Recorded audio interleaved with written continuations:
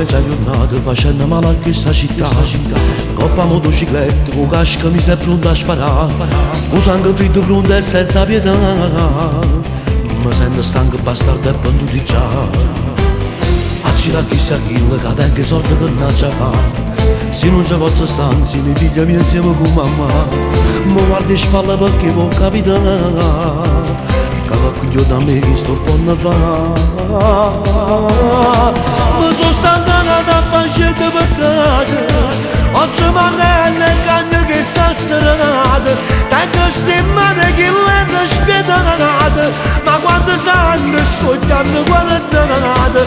Voglio tornare come ti è innamorato, senza paura sta piazza una strada.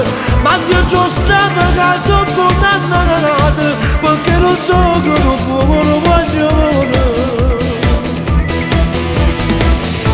Arrete se non ti posso tornare, faccia perdere la vita libertà.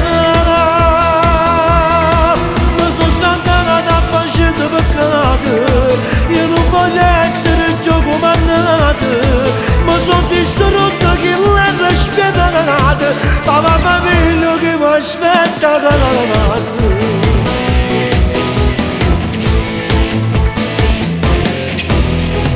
Faccio che sta vita su già 7 anni, forse più.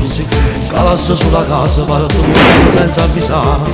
Non posso fare manca una telefonata, sulle sperdute io mi sono condannato. Ma sono stancato da fare peccati, oggi mi arrende il cagno che sta stradato. Tengo stimane che l'hanno spietato, ma quando sai che sono già guardato. Voglio tornare come ti è innamorato, senza paura sta piazza una strada. Ma che io sapevo che sono condannato, perché non so che c'ho buono guaglione. Arrete se non ti posso tornare,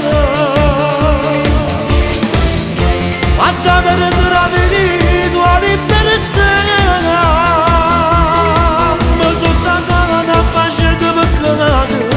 Io non voglio essere il gioco mannato, ma sono distrutto che l'hanno spietato. Mamma mia che mi aspetta che la casa.